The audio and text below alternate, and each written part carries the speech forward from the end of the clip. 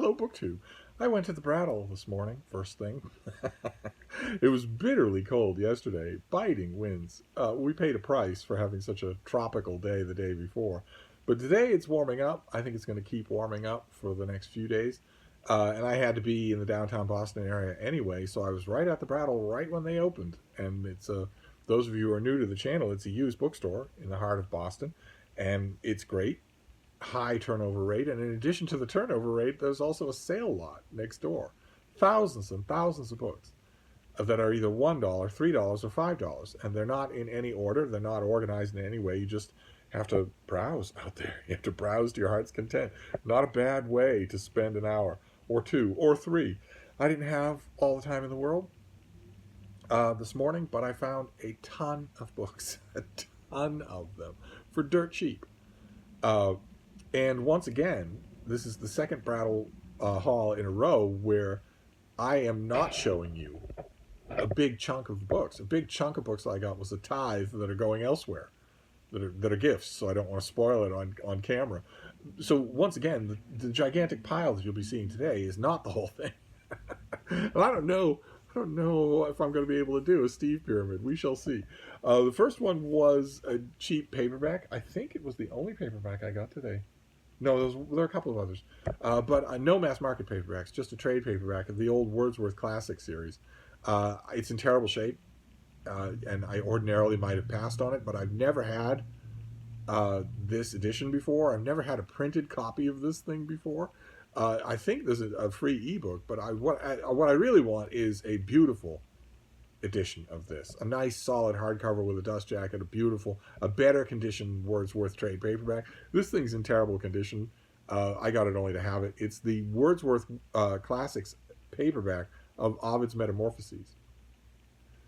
And there you have a classic pre-Raphaelite painting there. This is a cheap edition of Ovid's Metamorphoses that has Dryden's name on it, John Dryden's name on it. Although that's a bit of a feat, because this thing came out in 1717 when Dryden had been dead for almost 20 years. The editor here was Samuel Garth, Sir Samuel Garth, who was tapped by Jacob Tonson. Jacob Tonson was he was a trimmer, a card shark, a sharp customer, and he was Dryden's publisher and deal maker for most of the later part of Dryden's life. Tonson made a good amount of money off of Dryden, a good amount off him. And when Dryden, late in his career, started turning his attention to translation work, it was a perfect opportunity to make even more money, and to make it in a way that publishers really like, which is no effort. Just reprint something you've already done. Because in the course of his career, including the very start of his career, Dryden went to Ovid a few times to translate bits and pieces. But towards the end of his life, he started to work on a translation of the Metamorphoses. Now, in his day, those of you will know, some of you will know this from his from the Dryden translation of Plutarch's Lives. Collaborative translations of big works was all the rage, and that's what this ended up being. Because by the time Dryden dropped off the twig, he'd only done about 30% of this book. He'd only translated about 30% of it, and so his publisher got Samuel Garth to be the herd riding editor on this thing. Garth was a doctor, and he was also a best-selling author. He wrote a mock epic poem about medicine that did really well. It sold really well. It made him money. And it also made his name. And he rode herd on the crowd of people that he got to finish this collaborative translation of Ovid's Metamorphoses. John Gay, Addison, Alexander Pope, a whole bunch of people were at work on this thing. And so, although they were all sort of kind of striving for a house style, and although that house style was Dryden's, there are very pleasing variations from from each part to each part of this book. And this is some of you who've been watching my channel for a very long time will know this is my favorite book of all. And I have, despite the fact it's my favorite one of all, despite the fact that I absolutely love this translation, it was yards and yards better than the two English language translations that had preceded. I hate to say that about Arthur Golding, but nevertheless, it's true. This was yards and yards better, yards and yards closer to our own conception of what a translation actually is.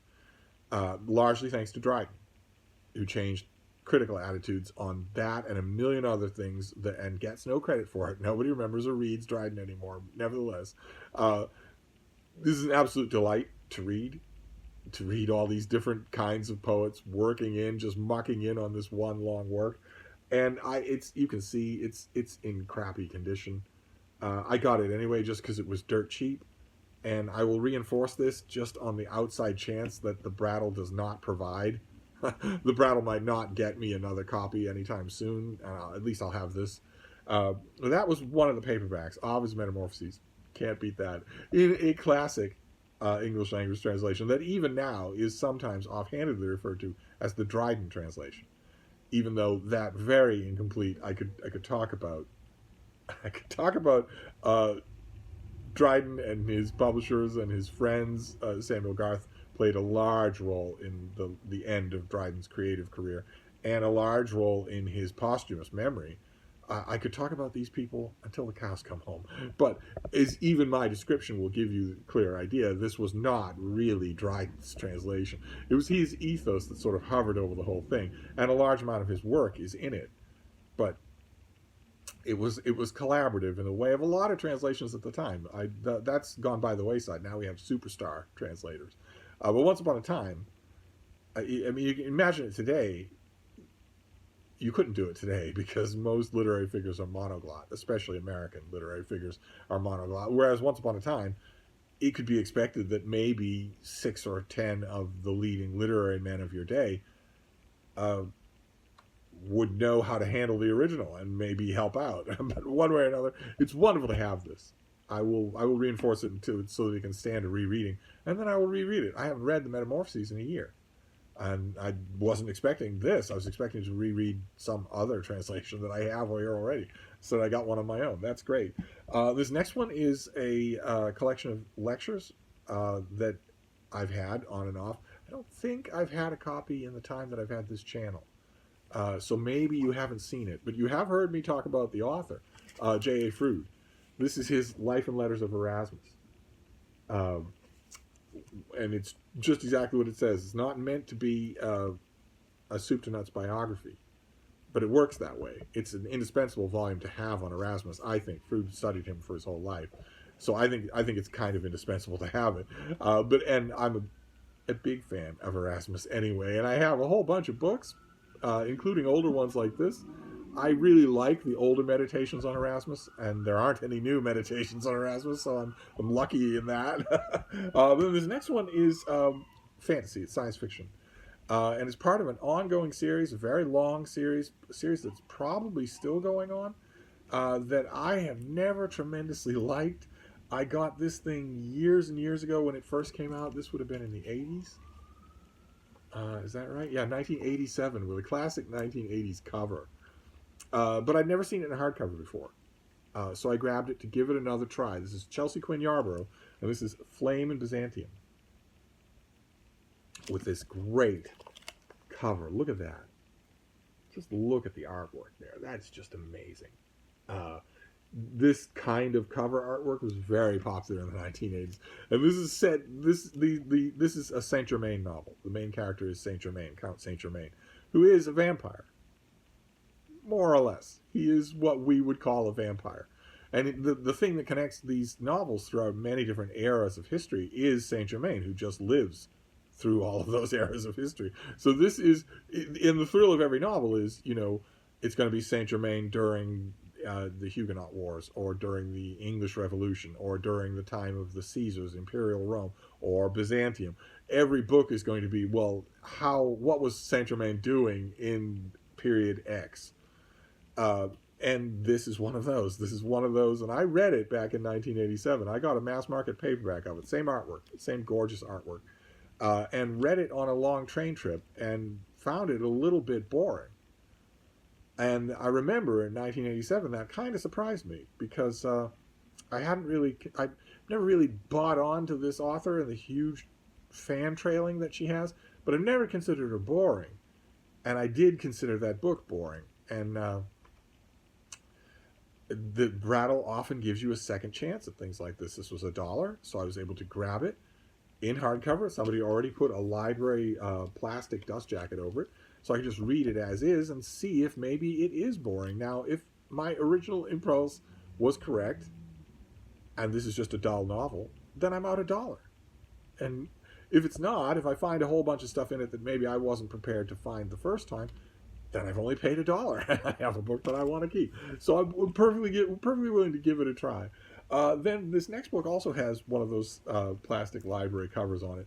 The Brattle recently came into possession of a large collection of vintage mystery and Western hardcovers. A large collection of, He Was Shot at Dawn or things like that. These old potboiler things that were $2 and you just go into the bookstore and you get them to while away an afternoon or whatever. And they had quite a few Zane Greys. Oh my God, just a ton of Zane Greys. And a whole bunch of murder mystery type people. Earl Stanley Gardner and a bunch of others, just endless numbers of them, and one or two Mary Roberts Reinhardt murder mysteries. Mary Roberts Reinhardt was a absolutely terrific Golden Age murder mystery author, sold like the Dickens in America and in England, to the point where some people christened her the American Agatha Christie, and some people even said that she sold better than Agatha Christie, which Agatha Christie herself wouldn't have cared if you called somebody the American Agatha Christie, but she would have very much cared. She would have been on the phone to her agent within the minute if you'd said somebody's outselling her. I don't know. I've never checked to see if that was actually true. I don't know. Maybe we couldn't determine it anymore. But Mary Roberts Reinhardt's books, The Circular Staircase, The Bat, are wonderful. They're absolutely wonderful. And she led a very big, vigorous, inventive, involved life outside of her novels. She wasn't one of these people that just sat all day writing. She did a lot of other things too. And when I was looking at all of those hardcover murder mysteries of Mary Roberts Reinhardt, I was thinking, well, no. In the early 1990s, Ace or Pocket or Double A or something like that came out with a whole run of her murder mysteries in mass market paperbacks with terrific covers. Amazingly evocative, beautiful, drawn covers. And those mass market paperbacks are kind of the ones I want, unless ebooks. I'd be happy to have the whole run of Mary Roberts Reinhardt in ebook format. But if I'm going to have her to read, it's going to be those mass market paperbacks. So I was looking at those hardcover mysteries, and I was thinking, well, this is great, but the only thing by Mary Roberts Reinhardt that I would want in this format, you can be picky at the Brattle, right? Because if you're seeing a whole bunch of stuff like this, it means that somebody has sold a whole bunch of stuff like this. It's not random chance. It all comes from one person. Like, for instance, when I saw all those Zane Grey novels that were out there were plenty in the sale lot. There were plenty inside the shop. One after another, Down the Lonesome Trail, East of the Pecos, that sort of thing. When I saw those Zane Grey novels, I naturally emailed Mark Richardson Reads, because he loves a good Western novel, and said, do you want any of these? And he said that no, I could sort of hold off on the Westerns, although if the person who sold those Westerns to the Brattle sold hardcovers of Zane Grey's nonfiction, his travel accounts, his nonfiction work, definitely get that. And it turns out, I think, that the person did sell that, and they were snapped up right away. Classic Mark Richardson, you scratch his likes and dislikes, you get very discerning. It's another place where he and Jason Harrigan overlap. He knows what he's talking about. Those are the Zane Grey books to look for in a set like that gets sold, and they were gone right away. And I had the same reaction when I was looking at all those Mary Roberts Reinhardt murder mysteries. I was thinking, well, I don't really want these in hardcover when I'm not going to read them that often. A mass market paperback or an ebook would be just fine. But the one book I would take in a nice plastic covered hardcover, if from the person who sold all of these, would be Mary Roberts Reinhardt's autobiography. She wrote it, I think, in the 1930s. She updated it in the 1940s. And it tells that big, bustling story of her life. And here it is. They did indeed have this along with her novels. They had my story. Fantastic. Just fantastic. I have always wanted to read this. I've never done it. I've read all of her mysteries many times. And I've heard about this. I've read excerpts from it. But I've never read it. I even read a biography of her. I think I may have hauled that on this channel back in 2016. There's a biography of her that it's quite good. And it references this book all the time, but I've never read this. And the press at the time that this came out routinely said what the press always does, which is that it's as good as one of her novels. Okay, that's fine by me. Fantastic. So it worked. I just had to watch that collection closely enough, and they did have the thing I wanted. Great. Then this next one, we're not straying far from Richardson's, although I don't think this is anybody to Mark Richardson. This is Maurice Richardson, and this is The Fascination of Reptiles. Look at that thing. And look at these. Okay. Look at these rattlesnakes. Just sort of, what are they, dancing or mating or fighting or whatever? I don't know. I have no idea. I am fascinated by reptiles. Let's find out who Maurice Richardson is. Can we know? Do we have a... Throughout a busy life as a writer, journalist, and critic, Maurice Richardson has nursed a secret passion for reptiles. Observing them, collecting them, keeping them, and studying them, and reading about them, and seeking out his fellow enthusiasts. Okay, but doesn't mention that he's from Vermont. that would be the kiss of death. That would be for sure. I can tell you one thing. Maurice Richardson might be fine. Probably what we now would call a confirmed bachelor. But I can tell you one thing. Mark Richardson would be given his walking papers by his Deb if he started taking up collecting reptiles. She's a pretty long-suffering woman, but I think that would pretty much draw a red line in the sand. So I don't think that's ever going to happen. At the old house up in Vermont, I don't think the Bean and I are going to be encountering Gila monsters. But the thing that drew me to this book was the artwork. The artwork is incredible. And the thing that I noticed it from the cover. As you see a cover like this, that seems to say, open me. I'm going to have original artwork. And the book does. The book is absolutely full of gorgeous original artwork. Not only color, although there's plenty of color. Look at that. Does that ring a bell there? That is a boa constrictor. That's a horny toad. But there's also, I believe there's also black and white pictures in here as well. Yeah, there are black and white spot illustrations as well. Beautiful thing. And that will go a long way with me if the book is only $1. That will go a lot if the book is only $1. Of course, if the book is only $1. Oh my. There's this South American rattlesnake. Yep, indeed. Don't get bitten by one of those. They're really, really aggressive. They'll want to bite you. But if this is charmingly written, then it has filled the other 30% of the question mark, because the first 70% was to get this for $1 just for the artwork. So I'll reinforce it a little and give it a try. See what it says. Then this next one is a series of lectures as well. This was done from the New York Public Library in association with Book of the Month Club, back when Book of the Month Club was a genuine power in the American publishing industry and a taste-making type thing. Lots and lots of really intelligent editors and readers and responders that just sort of gravitated to this massive publishing success that was Book of the Month Club. And the editor here is William Zinser, and he was a big poobah at Book of the Month Club, and he organized a series of lectures at the New York Public Library in the Trustees Room, which is, if you've never been to the New York Public Library, the Trustees Room is beautiful, absolutely beautiful. And the series of lectures was about the art of biography. And that's what this is. This book is Extraordinary Lives. It collects those essays, those lectures. I didn't know this book existed. And this is a bunch of biographers. So David McCullough writes about Truman. Richard Sewell writes about Emily Dickinson. Paul Nagel writes about the women in the Addams Family. Ronald Steele writes about Walter Lippmann. Gene Strauss writes about J.P. Morgan, I believe. Robert Caro writes about Lyndon Johnson. Fantastic. These aren't excerpts from their larger biographies of those people. These are essays, personal essays about the art of biography. And it was J.P. Morgan who said, or alleged to have said, that a man does anything in the world for two reasons: the right reason and the real reason. And it's up to the biographer to find out what that is, to find out what the right reason was and what the real reason was. I love biographies. They're my favorite kind of writing, so I snatched this up for $1. Absolutely. I'm sure that I've never read any of these essays.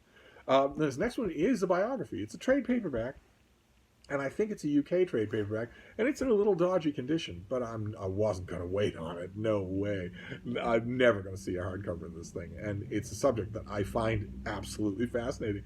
This is Erasmus, but not Desiderius Erasmus. This is Erasmus Darwin, the grandfather of Charles Darwin.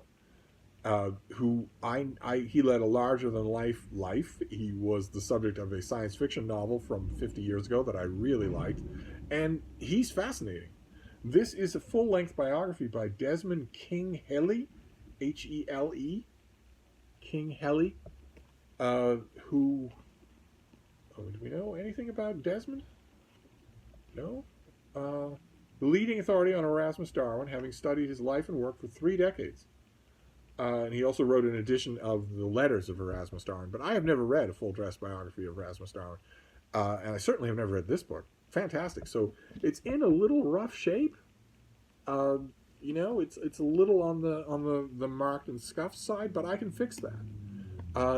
I know a lot. Once again, I hate to say it, but once again, I know a lot more about the building where Erasmus Darwin was born, Elston Hall, than I do about him. I can tell you every single bit and detail, every minute, every week and month and year of life at Elston Hall. But I couldn't tell you those details about Erasmus Darwin, not at all. So this is going to be great. This is going to be a book to go up on the biography shelf. Fantastic. And then we have a book. It's also going to go up on the shelf, but oh my. My poor criticism shelf. This is like an ongoing melodrama on this channel. I have a criticism shelf. I had one in the little book room, on a bookcase that came up to about shoulder height. And the books were double stacked and they were crammed every which way because I had too many books of collected criticism. And I thought, well, okay, take all those books off this bookcase, lay them down on the bed, then take all the books off of a floor-to-ceiling, much bigger bookcase, and take all the books off of there, and move all of the criticism, all of the collected essays and reviews onto that bookcase. I'm pointing because it's right over there. And you'll have plenty of room.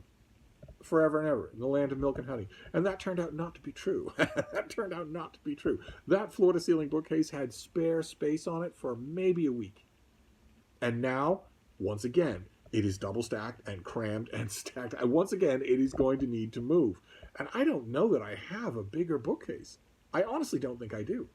I think I'm going to have to just put the criticism and essays in multiple bookcases, which kind of defeats the whole purpose. I want them in one place. Ugh, maddening. Absolutely maddening. And this book that I found today is one of the finds of the day. The find of the day is something I can't show you. It's a present that's going to someone else. But this is one of the finds of the day, and it's 1,000 pages long, and it's supposed to go on that bookcase. How on earth am I going to find room for it? It's John Simon, the Butcher of Broadway. It's John Simon, the great theatrical critic, John Simon. And this is his book on theater, Criticism, 1974 to 2003. Whomp. Look at the size of this thing. And this is on Simon on film, Simon on music, and especially Simon on theater, on plays. Through decade after decade after decade, he was a polarizing, divisive figure. When he went after a play, and he most often did go after plays, instead of praising them just benignly, he would rip their guts out. He'd tear them to shreds. In a clear glee. There's a great deal of joy in his writing, and there's also a great deal of actual anger. I don't believe that any of his outrage towards crappy production designs or terrible casting. I don't believe that any of that outrage over all the time that he was writing was ever faked. I think he actually was just a raw nerve connected to his skill the whole time, and that's an achievement on its own. A lot of people didn't like him. A lot of people hated him because they thought maybe some of his criticism was justified, but a lot of it was not. A lot of his criticism of, for instance, Broadway shows seemed to cross a line into the indefensibly personal, where he would say so-and-so sounds like a wounded duck, or so-and-so is fat, has put on a lot of weight since last season. The type of thing that you wouldn't expect a critic in a major venue to say. And he did, always. And I never had a problem with it. I lived for his reviews. I think a lot of people did, even the people who claimed not to like them. I lived for his reviews because even when he was doing that sort of stuff that I probably wouldn't have done, it was always wedded with unbelievable insights into what was wrong with a production, and also what was right. His praise is every bit as thrilling as his damnations. I didn't know that a book like this existed. Somehow or other, I didn't know that there was a collected John Simon. Now I have it. I have one other John Simon volume that I think might be literary, but I'm going to have to check, obviously, because this is going to require me to redo that whole bookcase for yet again. This is like the 10th time I've had to redo it. And I'm pretty sure that a 1,000-page book like this breaks the camel's back. I'm pretty sure that I can't actually fit this on that shelf, no matter what I do. I think I'm going to have to take stuff off, or maybe take off the literary memoirs and put them in biography and just leave the pure criticism. For that bookcase, I'm going to have to decide, because I wasn't going to leave this behind. This is a find, and it's going to also, it's a find, and it's also going to occasion an enormous amount of reading. Just going through, revisiting a lot of these things. There'll be a ton of reviews in here that I haven't read. Fantastic. This next one is the last of the paperbacks that we're dealing with. This is Neville Williams. This is King Henry VIII and his court. It's a larger illustrated trade paperback that I largely got for the illustrations. I don't know if you'll be able to tell, but the binding is about ready to go on this thing. It's just a cheap paperback. It was $1. So I grabbed it because of all of the artwork, so that even if it falls apart on me, I'll at least have enjoyed that. We'll see how good the text is. But generally speaking, with larger illustrated volumes like this, you know, the text can be found somewhere else. And then the last thing, I promise this is the last thing, and it's a doozy. It's hefty. It's big. So big, in fact, that I probably wouldn't have got it if it weren't so cheap. I mean, to get something like this for $3 is amazing. I mean, that's 1/100th of what it was when it first came out. And it's on a pet subject. This is Venice Art and Architecture.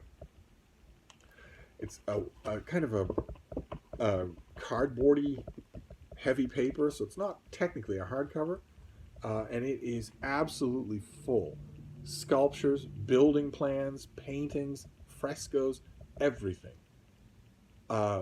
For Venice, my second favorite city in the world. So it's everything. Just all the art and architecture, just the whole thing. And I have a shelf of Venice books, but I don't have anything this elaborate. Usually because the things that are this elaborate are so big and bulky that I'm never actually going to use them. But I was looking at this thing and I was thinking, you know, online sites and compilations like this really can't do this subject justice. I really should get this.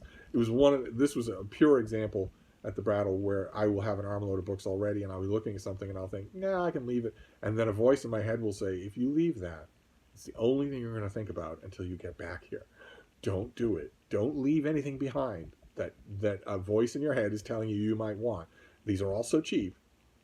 Just get everything that you want, and if you make a mistake, or if your gamble doesn't pay off, like a flame in Byzantium, you can just, you know, sell it back to the Brattle, or give it away to somebody.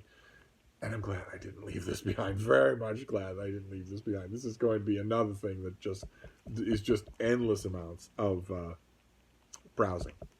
And there you have it.